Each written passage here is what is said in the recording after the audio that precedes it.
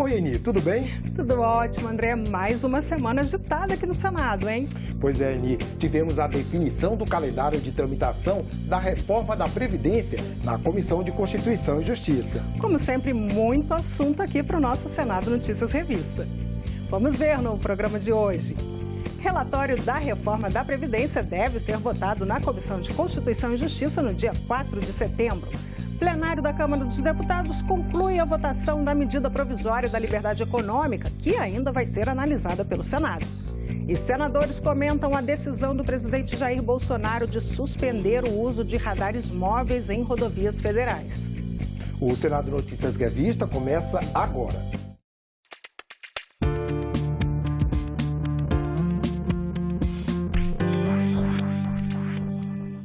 Começou a tramitação da reforma da Previdência no Senado. Na próxima segunda-feira, começam as audiências públicas na Comissão de Constituição e Justiça, com especialistas no tema. E a presidente da comissão, senadora Simone Tebet, divulgou o calendário de votações. A reforma da Previdência também foi pauta do encontro entre o presidente do Senado, Davi Alcolumbre, e o ministro-chefe da Casa Civil, Onyx Lorenzoni. A Comissão de Constituição e Justiça vai realizar na próxima semana uma série de audiências públicas para debater a reforma da Previdência. A presidente da CCJ, Simone Tebet, adiantou que o relator da reforma da Previdência, senador Tasso Gereissati, deve entregar uma primeira versão do parecer na próxima semana e o texto final no dia 28 de agosto. A votação da proposta na comissão deve acontecer no dia 4 de setembro e no início de outubro em plenário. Tebet afirmou que os prazos de tramitação da reforma serão mantidos na CCJ. Eu estou muito tranquila em relação aos prazos, porque até agora, até porque houve acordo de líderes, nós não precisamos, não foi necessário fazer acordos com quem quer que seja, porque nós estamos dentro do calendário.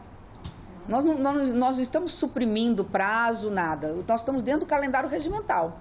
Daqui para frente é uma outra situação. Então, dentro da comissão, nós estamos dentro do prazo regimental. E mesmo em plenário, nós tiramos as segundas e sextas para contar prazos, se vocês olharem. A senadora também falou sobre a tramitação das propostas do Pacto Federativo na Comissão de Constituição e Justiça.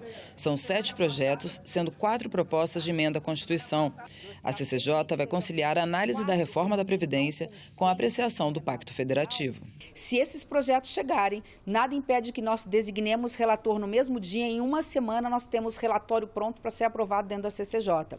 Nós temos um prazo aí de pelo menos uma semana de folga no calendário da CCJ, que é a data da leitura do relator numa quarta, ficando para outra quarta a votação e discussão e votação do relatório. O Pacto Federativo e a reforma da Previdência também foram discutidos em um encontro entre o presidente do Senado, Davi Alcolumbre, e o ministro-chefe da Casa Civil, Onyx Lorenzoni. A reunião aconteceu na residência oficial da presidência do Senado. Outro assunto abordado foi a sessão temática que deve acontecer no início de setembro, no plenário do Senado, para debater a reforma da Previdência. Quem já sofreu perseguição nas redes sociais sabe o quanto isso pode ser assustador. 2 projetos aprovados essa semana na Comissão de Constituição e Justiça tipificam como contravenção penal ou crime a prática de perseguição obsessiva, conhecida como stalking. Uma das propostas é da senadora Rose de Freitas e a outra da senadora Leila Barros. Os 2 projetos seguem direto para a análise da Câmara dos Deputados se não houver recurso para votação no plenário do Senado. Veja como se proteger em caso de stalking. Stalker é você entrar no perfil de outra pessoa e tentar saber um pouco mais sobre ela e procurar o que ela fez na noite anterior. Rapaz, já fiz algumas vezes já, mas só algumas vezes. Todo dia! Eu adoro stalkear. Nas redes sociais, stalkear virou gíria para quando a pessoa gosta de dar aquela espiada em outros perfis. Mas cuidado, isso pode ser algo grave se essa prática se tornar obsessiva e causar medo na vítima. O termo vai muito além do universo cibernético e serve para definir um perseguidor insistente. Brenda sofreu uma perseguição física há 3 anos, quando estudava na Universidade Federal do Amazonas. Nessa época, fez amizade com um colega de outra universidade, quando cursaram uma disciplina em comum. No começo, aquela colegagem mesmo, conversar assuntos banais do dia a dia e tudo mais. Aí ele descobriu que a gente morava próximo do outro. Aí teve um dia que eu estava indo para casa, ele perguntou, você já está indo para casa? Eu vou contigo. Aí foi comigo. Aí ele começou a pegar o mesmo ônibus que eu pegava, perguntou onde eu estudava, ele estudava em outra universidade. Aí ele mudou o trajeto dele para pegar o mesmo ônibus que eu pegava. Aí isso começou a me assustar um pouco, aí eu mudei de ônibus. Aí ele se mudou. Só que como ele tinha colegas onde ele morava, que era perto de mim, ele começou a frequentar o bairro. Aí isso já foi me assustando. Aí um dia ele foi na minha casa, quem atendeu foi meu irmão, perguntando por mim e tudo mais. Aí, a partir disso, eu bloqueei ele em todas as redes sociais, no Instagram, no Facebook. Todo crime que nós vimos todo dia nas televisões, que a violência, a morte, ela começa com a perseguição. Então, a perseguição não é um incômodo, não é uma pessoa irritada com a presença do outro, é o contrário. A perseguição é tirar a liberdade da pessoa, desassossegá-la, aterrorizá-la, até chegar no dia que esse encontro acontece, coisas fatídicas como nós estamos vendo todo dia no país. Hoje você tem diversos casos já denunciados de pessoas que passam a ser vítimas de um assédio constante, programado, reiterado, através principalmente das redes sociais, o que prejudica a sua estabilidade emocional, prejudica a sua atividade profissional. Isso tem que ser combatido, sob pena de você transformar as redes sociais em uma armadilha para pessoas. E a grande questão, no caso da perseguição ou do stalker, é de fato o outro não perceber a necessidade de respeitar limites. E isso não se resolve com o encarceramento. O nosso sistema penal, nós sabemos já que ele é um sistema falho. As pessoas entram ali de uma forma A e saem pior, porque de fato ele não vem conseguindo regenerar as pessoas. Para as vítimas de stalking, Frank recomenda que seja preservado todo o contato feito via digital. Isso inclui mensagens, e-mails e WhatsApp. Comunique a alguém próximo que você está em um cenário de perseguição e procure um advogado especializado em crime digital. Se você não tem condições de contratar procure a Defensoria Pública ou o auxílio de núcleos de prática jurídica. Hoje eu percebo como isso me deixou com medo, assim, meio paranoica. Hoje em dia eu não consigo mais ter aquela tranquilidade. Eu sempre vejo se tem alguém ao meu redor, me observando, fico nervosa. Pessoas quando me mandam mensagens assim, em rede social que eu não conheço, já bloqueio. Então teve um impacto negativo assim na minha vida. O mais interessante, na verdade, para uma sociedade digital, que é uma realidade nova a todos nós, é que se desenvolva políticas públicas de educação, de conscientização, de orientação sobre o respeito aos limites de privacidade do outro. E o plenário da Câmara dos Deputados concluiu na última quinta-feira a votação da medida provisória da liberdade econômica. A proposta altera leis como o Código Civil e a consolidação das leis do trabalho, a CLT, André. Mas o texto ainda precisa ser aprovado pelos senadores para não perder a validade. Mais informações na reportagem de Carla Benevides. A medida provisória foi publicada em abril e diminui a burocracia para estimular a abertura de novas empresas e gerar mais empregos. A MP regulamenta também o trabalho aos domingos e feriados, o que em muitas categorias é proibido. Eu vou conversar agora com o consultor do Senado, Carlos Elias. De que forma essa MP afeta a economia? Carla, nós temos dois eixos principais nessa economia. Primeiro eixo, o Estado coloca obstáculos para os particulares. Eu vou montar uma empresa, eu dependo de esperar 3, 4, 5, 10 meses para o Estado me dar um alvará de funcionamento, só para poder começar a funcionar a empresa. Enquanto isso, eu já estou pagando aluguel, já estou com o meu dinheiro mobilizado nos produtos e eu acabo ficando... Tem muitos empresários que já são natimortos, já nascem mortos, endividados, porque esperam um alvará de funcionamento. E a realidade é que o mercado não pode ficar esperando exigências burocráticas necessárias. O que a MP faz? Primeiro eixo dela, ela resolve um problema entre Estado e particular. Ela tenta eliminar exigências desnecessárias do Estado. Então, por exemplo, ela dispensa alvará e atos de liberação similares para atividade de baixo risco, ela coloca prazo para que os processos administrativos sejam analisados sob pena de deferimento automático. É uma cláusula que no direito norte-americano é chamada de sunset clause, que é uma cláusula do pôr do sol, ou seja, a administração tem um prazo para poder analisar o pedido particular. Além de resolver esses problemas entre particulares e indivíduos, a MP também se preocupa na relação entre os particulares. E em que sentido? A legislação atual e o posicionamento do judiciário, etc., é de causar muita insegurança jurídica. Eu faço um contrato, o judiciário vai e declara nulo com base em cláusulas contratuais, em princípios que ninguém entende, ninguém imagina o que seja. a MP estabelece que é necessário que o contrato siga fielmente ao que foi pactuado entre as partes e que sejam utilizados cálculos para que não haja abusos e nem insegurança jurídica nos contratos. Então a MP tem esses dois eixos e com base nela ela desenvolve vários e vários direitos, inclusive direitos trabalhistas, que ao contrário do que tem sido propalado, na verdade a MP ela não tem suprimido propriamente direitos trabalhistas, ela tem aprimorado. Por exemplo, trabalho aos domingos, uma parte dos empregados já trabalham aos domingos, muitos na informalidade, e a MP não está suprimindo o pagamento adicional que é necessário quando a pessoa trabalha aos domingos. O que ela está falando apenas é que, para trabalhar aos domingos, a empresa não precisa mais ficar pedindo autorização prévia. É dada uma liberdade maior para as pessoas negociarem. Mas os direitos trabalhistas, de uma certa maneira, têm sido respeitados, na minha visão. Certo, muito obrigada pela entrevista. Lembrando que após a aprovação pela Câmara dos Deputados, a medida provisória precisa ser aprovada pelo Senado e tem até o dia 27 para ser votada, senão perde a validade. O presidente Jair Bolsonaro publicou no Diário Oficial da União a suspensão do uso de radares móveis em rodovias federais. E essa decisão, Eni, repercutiu entre os senadores. O objetivo é evitar o desvirtuamento do caráter pedagógico e a utilização meramente arrecadatória dos instrumentos e equipamentos medidores de velocidade. Ou seja, os radares não estariam sendo utilizados para promover a educação no trânsito. Como policial, muito tempo de trânsito como eu fui, eu não fazia isso para gerir, para aumentar a arrecadação do COTRAN, do governo federal, do governo estadual, municipal, através de multas, sim para preservar vidas. Eu vejo de uma forma de depreciação, uma forma de desqualificação. Se o radar móvel existe e é carimbado como sendo uma indústria da multa, nós temos que avaliar o seguinte: ele é mal visto pela quantidade de multas ou pela legitimidade dessas multas. Elas são devidas ou não? Porque se não forem devidas, a conversa é outra.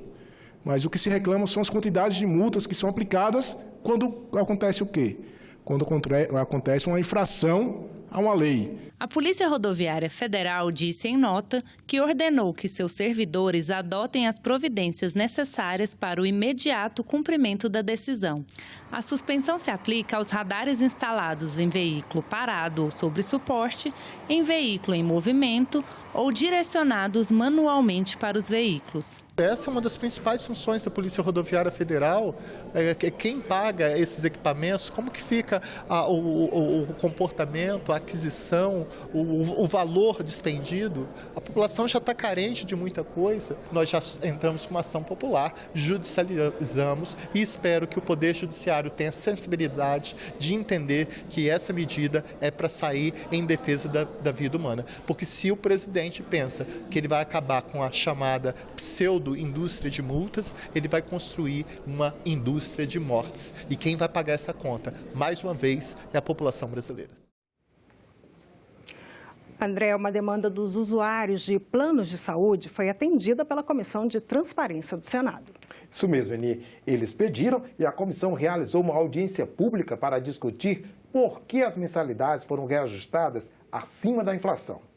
Com hospitais e serviços públicos sobrecarregados, na busca por um melhor atendimento, 47 milhões de brasileiros são usuários dos planos de saúde. Esse número poderia ser ainda maior. Com o desemprego e a queda da renda, nos últimos 4 anos, 3 milhões de pessoas deixaram de ter planos privados de assistência médica. No período do ano 2000 até 2018, enquanto a inflação geral foi de 208%, os preços dos planos de saúde individuais subiram 382%. Os planos individuais e familiares representam 20% do total.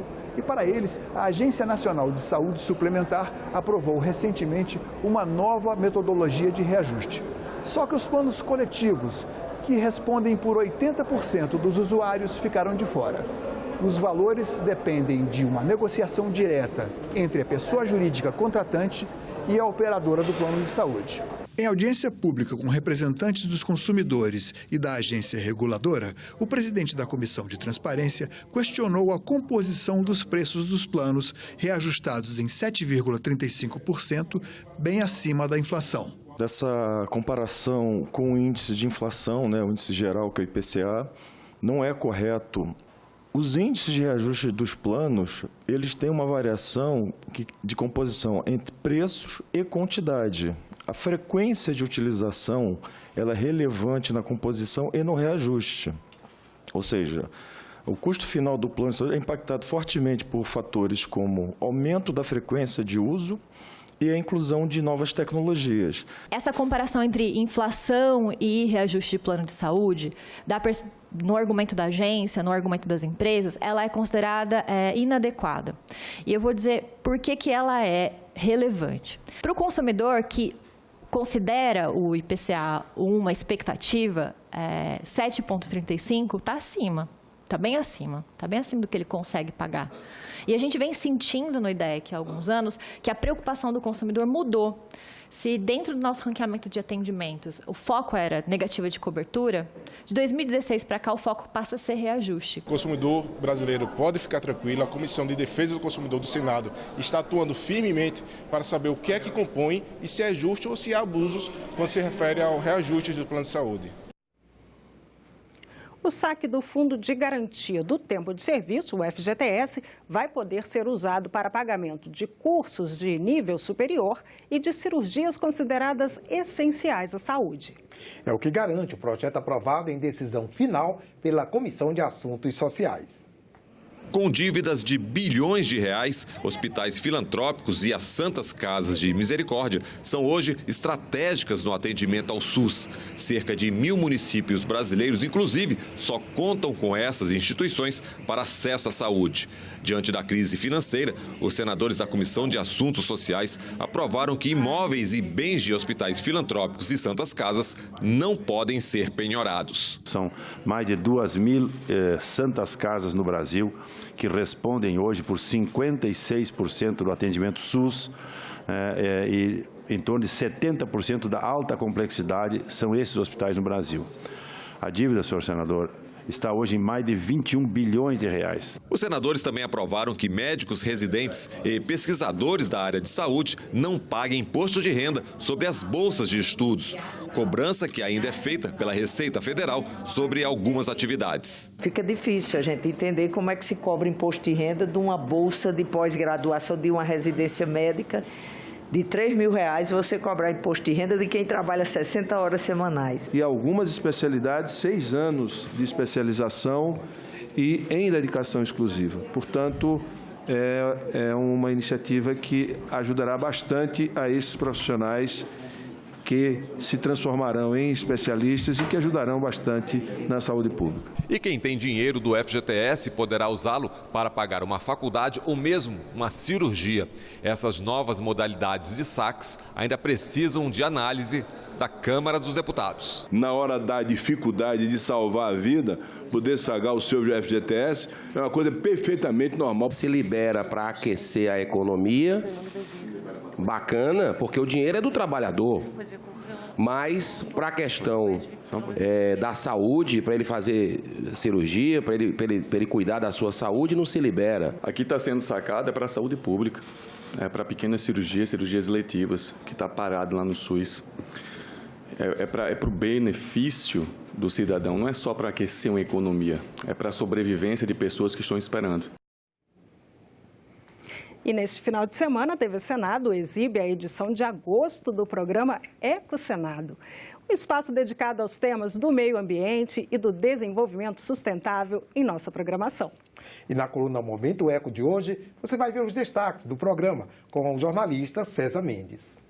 A equipe do Eco Senado visitou uma escola em Brasília que adotou uma solução absolutamente inovadora para enfrentar a falta de salas de aula. Primeiro, os alunos recolheram centenas de garrafas PET usadas. Depois, aproveitaram essas garrafas como material de construção para uma nova sala de aula. O repórter Rômulo Mazzoccanti é quem vai contar tudo isso para vocês.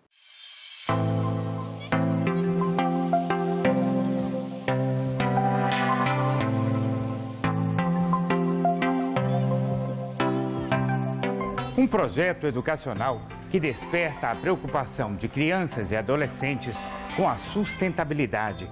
É essa a proposta do Centro de Ensino 02 de Planaltina, no Distrito Federal, dirigido pelo professor Gilvan França. Uma das questões foi justamente arrumar um ambiente para os nossos alunos que não tinha onde ficar. E aí veio a ideia de construir uma sala só de pet.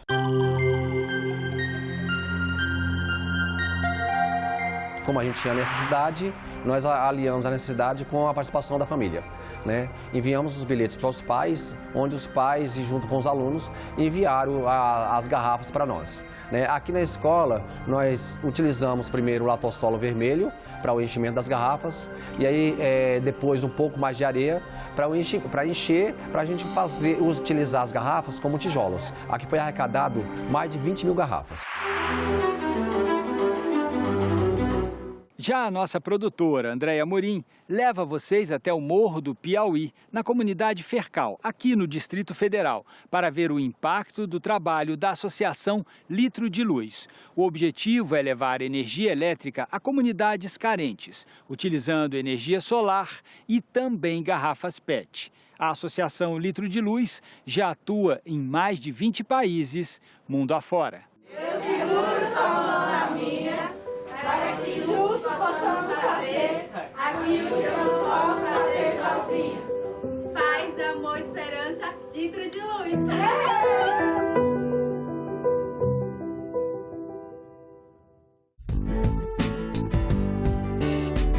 Aqui, para essa comunidade, a equipe de tecnologia percebeu que seriam necessários 30 postes. Os postes, eles são iluminação externa, Então, eles são basicamente um cano de PVC, que dentro a gente joga concreto, e na parte de cima a gente tem uma placa que faz o ciclo de carregamento, A placa, ela é uma fonte de energia solar, então o ciclo de carregamento dela acontece durante o dia, que é mais ou menos ali de 6 da manhã até umas 6 da tarde, e à noite, que é o ciclo de iluminação dela,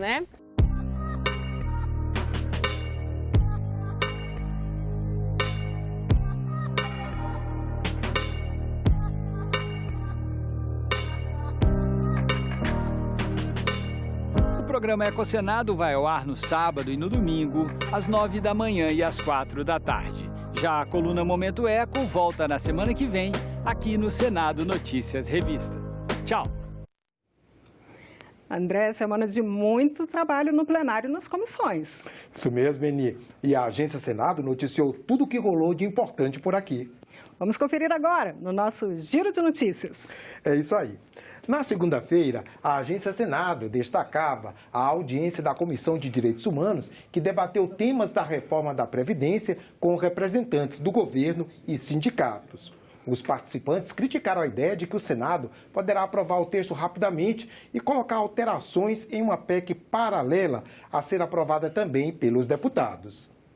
Na terça-feira, a Agência Senado destacava a sessão de homenagem ao general Eduardo Vilas Boas. O general atuou como comandante do Exército Brasileiro entre 2015 e janeiro de 2019 e hoje é assessor do Gabinete de Segurança Institucional do Palácio do Planalto.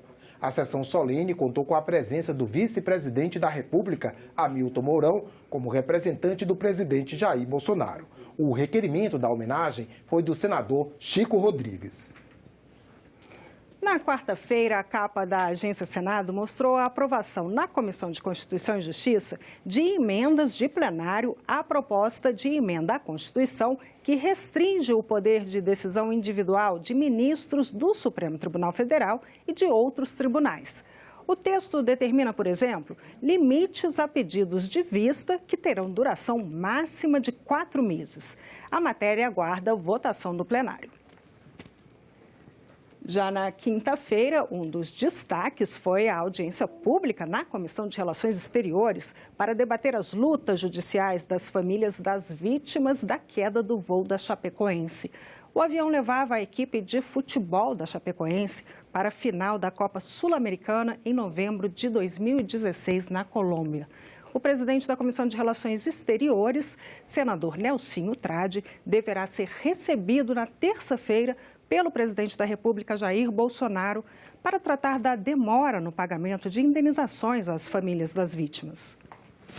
No dia 16 de agosto de 1974, foram abertas as embaixadas do Brasil em Pequim e da China em Brasília, marcando assim o início das relações diplomáticas entre os dois países.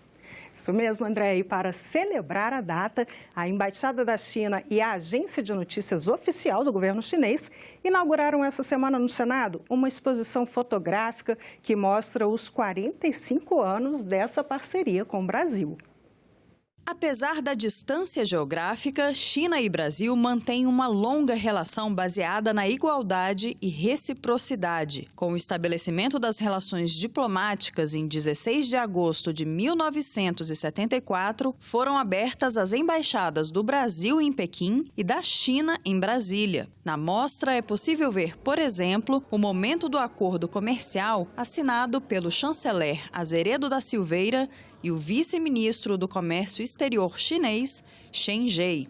A exposição foi montada a partir de um acervo de quase 100 fotos e estão distribuídas em 10 painéis que contam a trajetória dos 45 anos de relações diplomáticas sino-brasileiras, com registros de trocas de experiências nas áreas de política, cultura, ciência, esportes, tecnologia, transportes, defesa nacional e inovação. Desde 2009, a China é o mais importante parceiro comercial do Brasil e tem sido uma das principais fontes de investimento externo no país. O relacionamento vai além da esfera bilateral. Brasil e China têm atuado também em grupos internacionais como BRICS, G20, OMC e BASIC, este formado por Brasil, África do Sul, Índia e China.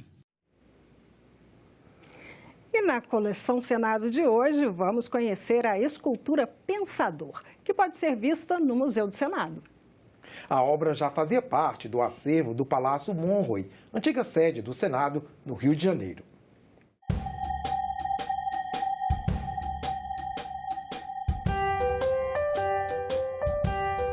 A representação de um homem sentado sobre uma rocha em atitude reflexiva.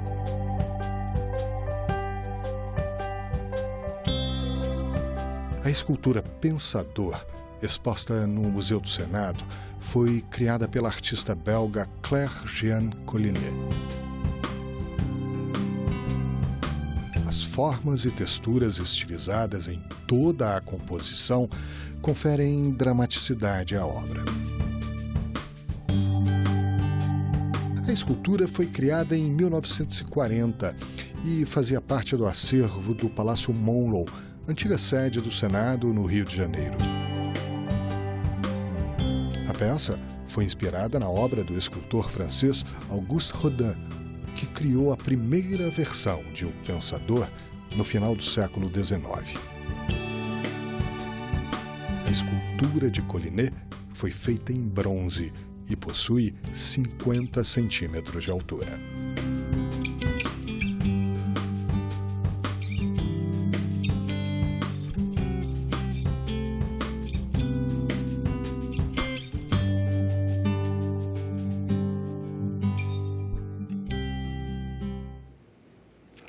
Esse foi o Senado Notícias Revista.